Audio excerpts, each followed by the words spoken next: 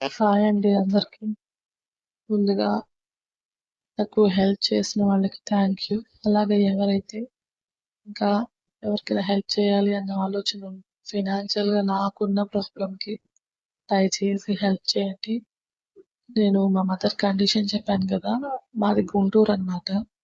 గుంటూరులో తక్కెళ్ళపాడు దగ్గర కిమ్స్ చక్ర అనే హాస్పిటల్ క్యాన్సర్ హాస్పిటల్‌లో మా మదర్‌కి ఆరోగ్యశ్రీ మీద ఈ క్యాన్సర్ ట్రీట్మెంట్ అనేది స్టార్ట్ చేస్తున్నారు. ఆల్మోస్ట్ 60 డేస్ చెప్పారు ట్రీట్మెంట్ అనేది. ఒక వీక్‌లో 4 డేస్ వచ్చేసి గర్భసంచికి సంబంధించిన ఆ ఇన్ఫెక్షన్ లేజర్ ట్రీట్మెంట్ చేస్తే, ఒక రోజు మాత్రం కీమోథెరపీ చేస్తారనమాట. ఆ కీమోథెరపీ చేసిన తర్వాత బాడీ ఎలా రియాక్ట్ అవుతుంది, ఏంటి, దానికి కావాల్సిన మెడిసిన్ కానీ, అసలు ఆ బాడీకి పాజిటివ్‌గా రియాక్ట్ అవుతుందా లేదా, ఒక 2 డేస్ గ్యాప్ ఇచ్చి మళ్ళీ నార్మల్ గర్భసంచికి సంబంధించిన లేజర్ ట్రీట్మెంట్ చేయాలి. ఇలా 60 డేస్ చేయాలనమాట. మా అదృష్టం బావుండి ముందే ఆ బాడీ రియాక్ట్ అయ్యి పాజిటివ్‌గా హెల్త్ ఉంటే ఆహ్, 1½ మంత్‌లోనే అయిపోతుంది. బట్ మా మదర్ షుగర్ పేషెంట్. డయాబెటిస్ ఉంది తనకి. సో, చాలా చాలా చాలా జాగ్రత్తగా చేయాలి. షుగర్ కంట్రోల్‌లో ఉండాలి. ఇవన్నీ చూసుకుంటూ ఉండాలి. సో, నాకిద్దరు చిన్న పిల్లలతో ఇప్పుడు అదొక హెడేక్ అనమాట. కానీ ప్లస్ పాయింట్ ఏంటంటే, మా సిస్టర్ ఉంది కాబట్టి మా సిస్టర్‌ని నేను హాస్పిటల్‌కి పంపించగలను. బట్ ఫైనాన్షియల్‌గా మా సిస్టర్ కూడా అంత ఉన్నదేం కాదు. తను చ చిన్న చిన్న పనులు చేసుకుంటూ బతికేది. సో, అందుకని నేను మీ హెల్ప్ అడుగుతున్నాను. దయచేసి మాకు ఫైనాన్షియల్‌గా సపోర్ట్ చేయండి. Please, please, please. ఎంత స్ట్రగుల్స్ ఫేస్ చేస్తున్నామో ఒక 2, 3 డేస్‌లో జాయిన్ అవ్వాలి హాస్పిటల్‌లో. మీరు లిటరల్లీ నమ్మినా నమ్మకపోయినా చేతిలో ₹1 లేదు. ప్లీజ్ అర్థం చేసుకోండి. ఎవరైనా హెల్ప్ చేయాలనుకుంటే దయచేసి ప్లీజ్ ప్లీజ్ హెల్ప్ చేయండి. స్టోరీలోకి వెళ్దాం. నా సర్వం నువ్వే చెలి పార్ట్ 87. అంటే గొడవ పడ్డారా? గొడవ కాదు. నీ మరిది నోటి దూలకి భార్యాభర్త వేరు వేరు కుంపట్లు పెట్టుకున్నారు. అంటే అంజుని వీడియోలో గట్టి మాటే అన్నాడు. తన దగ్గర ఉన్న ఇయర్ రింగ్స్ తాకట్టు పెట్టి తన కోసం చిన్న స్టవ్, సరుకులు ఫ్లాట్‌కి తీసుకెళ్ళింది. ఏమైందో అనుకున్నాను. నిన్ను జాబ్ అడిగింది అన్నాక కన్ఫర్మ్ అయింది. వీడి నోటి దురదకి ఫలితం అని. ఈ విషయం మావయ్యకి తెలిస్తే శౌర్యని చంపేస్తాడు అర్జున్. రేపు ఆఫీస్‌కి వస్తాడు కదా! గట్టిగా ఇస్తాను వెధవకి. నువ్వు కాదు నేను పెడతాను గడ్డి. మరీ టూ మచ్‌గా తయారయ్యాడు. అంజు ఇప్పుడు మారిపోయింది. చక్కగా ఇద్దరు కలిసిపోవచ్చు కదా! ఇలా 2 కుంపట్లు పెట్టి ఏం సాధించాలని? సరే బేబీ కూల్. రేపు వాడికి స్పాట్ రెడీ చేశాం కదా! లెఫ్ట్ అండ్ రైట్ ఇచ్చేద్దాం. ఇప్పుడు మాత్రం మనం రొమాన్స్ స్టార్ట్ చేద్దాం అంటూనే ఆరాధ్య మీదకి వాలిపోతాడు. నవ్వుతూ అతని దగ్గరికి లాక్కొని ఇద్దరి పెదాలు అతికిస్తుంది ఆరాధ్య. ఆమె భావం అర్థమైన అర్జున్ మృదుతో మొదలుపెట్టి కడుపు నొక్కి, బుగ్గ కొరికి, ఆరాధ్యల ఫీలింగ్స్ హై లెవెల్లో తీసుకెళ్లి తన ఒంట్లో రాసుకున్న నిప్పుని ఆర్పేస్తాడు. అర్జున్ చేసిన పనికి గిల్లి గిచ్చి అతనితో చిలిపి గొడవలు పడి ఒకరిలో ఒకరు అన్నట్టుగా హత్తుకుని నిద్రలోకి జారుకుంటారు.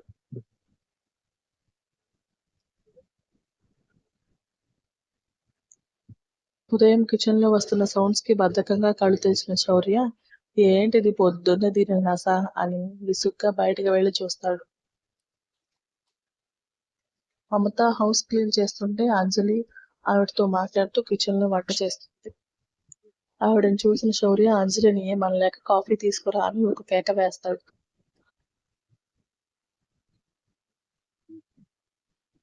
అతని వాయిస్ కి తల తిప్పి చూసిన అంజలి సరే అంటూనే నార్మల్ స్టవ్ ఆన్ చేసి శౌర్య కోసం కాఫీ రెడీ చేస్తూ టిఫిన్ కూడా రెడీ చేస్తుంది.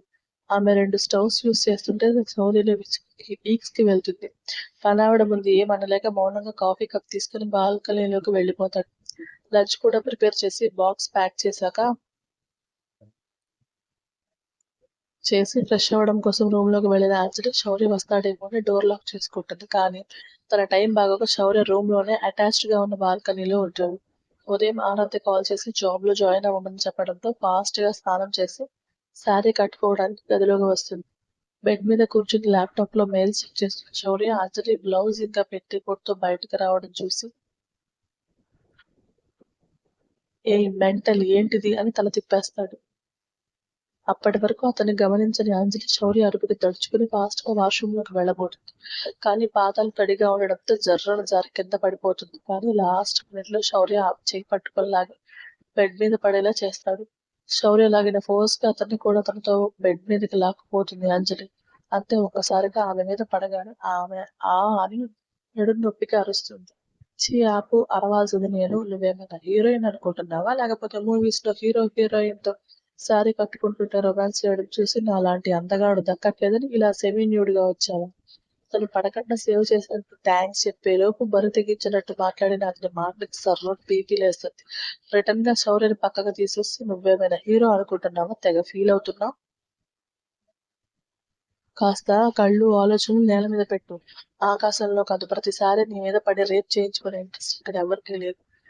కాస్త నోరు అదుపులో పెట్టుకొని మాట్లాడు అని విసుగ్గా చెప్పి ఫాస్ట్ గా లోపలికి వెళ్ళిపోతుంది అంజలి. దీనికి పొగరు నా ముందే వాయిస్ రైస్ చేస్తుందా? ఇదంతా నా బాబు వల్లే. నా రూమ్ లో నేను హ్యాపీగా ఉండేవాడిని. గదికి తాళాలు వేసి నా ఫ్రీడమ్ కి కూడా తాళాలు వేసాడని గట్టిగా అనుకుని బాల్కనీలోకి వెళ్ళిపోతాడు. శారీ కట్టుకున్నాక నడుము నొప్పికి బామ్ రాసుకొని ఫాస్ట్ గా రెడీ అయ్యాక శౌర్య దగ్గరికి వెళ్తుంది. ఆమె వంక ఏంటి అన్నట్టు చూస్తాడు శౌర్య.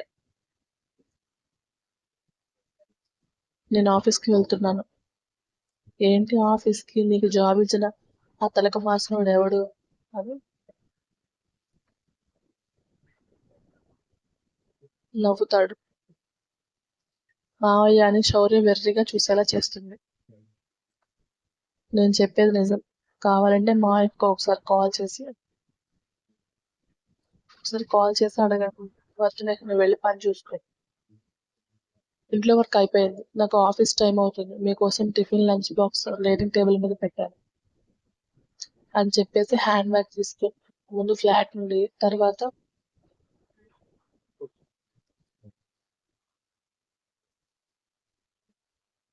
ఆ అపార్ట్మెంట్ నుండి వెళ్ళిపోతుంది.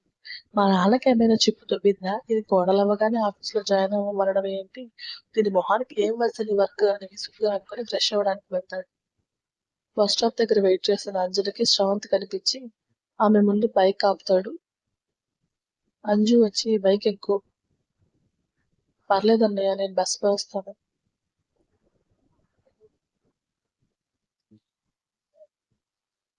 అర్జున్ అస్సలు ఊరుకోడు. నువ్వు బస్సు ఎక్కడ, రావచ్చు కూర్చో. ఇంకేం అనలేక మౌనంగా శ్రవంత్ బైక్ ఎక్కుతుంది అంజలి.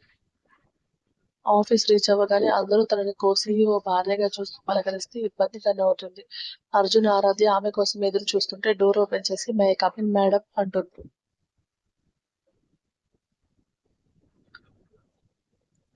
కమిన్ అన్న ఆరాధ్య గొంతులో కోపానికి అయిపోయానే అని భయంగానే లోపలికి వెళ్తుంది.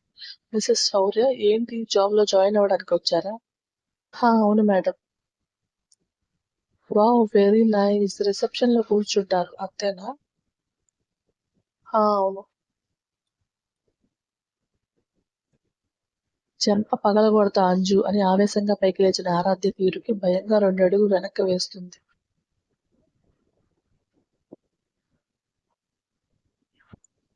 అసలు ఏం చేస్తున్నావో తెలుస్తుందా? ఓకే, ఇంట్లో 2 కుంపట్లు పెట్టే ఏం సాధించాలనుకున్నావు? శౌర్య నీ భర్త ఆవేశంలో ఒక మాట అన్నాడే అనుకో, పడలేవా? అంత ఇగో ఎందుకు నాకు?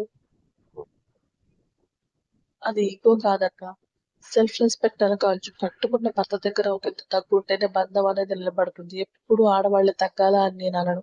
కానీ మీ ఇద్దరి మధ్య ఉన్న వైరం సరిపోలేదా? ఇంకొంచెం ఎక్కువ చేయడానికి సపరేట్ గా వంట మొదలు పెట్టావు. జాబ్ అడిగా. అది కాదక్క, నేను చెప్పేది విను అని అంజలి ఏదో చెప్పేలోపు ఆరాధ్య క్యాబిన్ లోకి వస్తాడు శౌర్య. గుడ్ మార్నింగ్ వదిన. మార్నింగ్ రా. మార్నింగ్ రా అడ్డ పంది అని అర్జున్ నోరెప్పగానే వాట్ అని అరుస్తాడు. పందిని పంది అంటారు కదరా పంది వెధవ. పొద్దున్నే ఈ పంది గోలేంటన్నయ్యా అని విసుగ్గా అడుగుతున్నా. శౌర్య చెంప పగులుతుంది ఆరాధ్య చేతిలో. వదిన అని బాధగా అడుగుతున్న అతని వంక సూటిగా చూస్తూ, మాతో ఉన్నప్పుడు తన కోసం సపరేట్ గా వండుకోవాలనిపించని తను ఒక్క రోజు నీతో ఉండగానే వేరుగా వండుకోవాలి అనుకుంది. జాబ్ కావాలి అంటుంది. ఇంట్లో బోర్ కొట్టి జాబ్ అడగడం వేరు, ఇలా తనని పోషించుకోవడానికి అడగడం వేరు. నువ్వు చేసిన పని నాకు నచ్చలేదు శౌర్య. శౌర్య అంజలి వంక చూస్తుంటే తనేం చెప్పలేదురా తమ్ముడు, మళ్ళీ ఆవేశపడి నోరు జారకు అని ముందస్తు వార్నింగ్ ఇస్తాడు అర్జున్. ఆరాధికి కోపం తగ్గకుంటే ఏదో డెసిషన్ తీసుకున్నట్టు తన చైర్లో కూర్చుంటుంది. అంజలి వెళ్ళిపోతుంటే నువ్వెక్కడికి వెళ్ళేది లేదు, నీ పొజిషన్ నేను ఫిక్స్ చేస్తాను, అప్పటి వరకు క్యాబిన్ దాటావో తాట తీస్తా అని వార్నింగ్ ఇచ్చి ప్రకాష్ గారికి కాల్ చేయడం కోసం పక్కకు వెళ్తుంది. తీవ్రంగా ఒక అరగంట మాట్లాడాక థ్యాంక్ యూ మావయ్య అని ఫోన్ కట్ చేసి హెచ్ఆర్ వాళ్ళని పిలిచి శౌర్య పియ్యగా అంజలిని అపాయింట్ చేస్తుంది. శౌర్య వదిన అని అరిస్తే అర్జున్ శ్రవంత్ బాగా అయింది వెదవకి అని సాకులు గుర్తుకుంటారు. అంజలి అయితే ఇప్పుడు నవ్వేగా పిసికేస్తాడు వీడు, బూట్ లేదని తల పట్టుకుంటుంది. వదిన ఆ అపాయింట్మెంట్ చించేయి,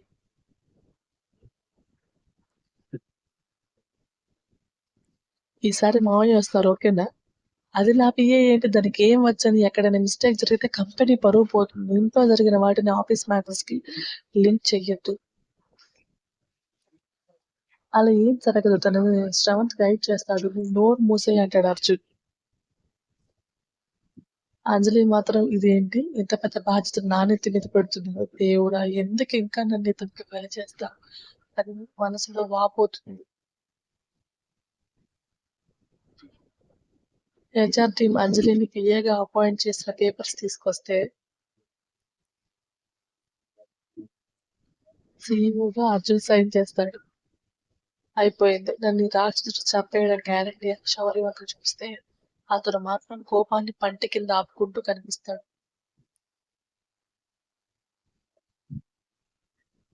అంజు, హా, నువ్వు కోసి ఓకే పిఏవి వర్క్ జాగ్రత్తగా చెయ్యి, ఏదైనా తేడా వస్తే అస్సలు ఊరుకోను, నీకు శ్రవంత్ వర్క్ ఎక్స్ప్లెయిన్ చేస్తాడు, వెళ్ళు అను.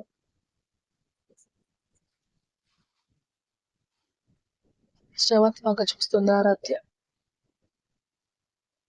అంజు పద అని శ్రవంత్ ఆమెను తీసుకెళ్లిపోతే శౌర్య వెళ్ళిపోతుంటే చూస్తున్న ఆరాధ్య బాధగా తలదించుకుంటుంది. శౌర్య మాత్రం తన క్యాబిన్ కి వెళ్ళిన నేను నోరు జారన్న మాటకి ఇంత పెద్ద హంగామా అయింది, ముందు నా నోరు మూసుకునుంటే ఎలాంటి గోల ఉండదు అని తల కొట్టుకుంటాడు.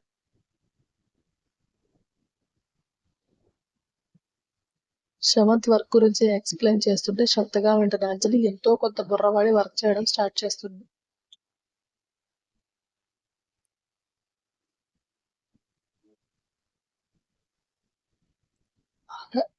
ఆరాధ్య శౌర్య క్యాబిన్ కి వెళ్లి కళ్ళు మూసుకొని చైర్లో వెనక్కి వెళ్ళి అతని ముందు కూర్చుంటుంది. చైర్ సౌండ్ రాగానే కళ్ళు తెరిచిన శౌర్య ఆరాధ్యని చూసి మొహం తిప్పేస్తాడు. సారీ శౌర్య.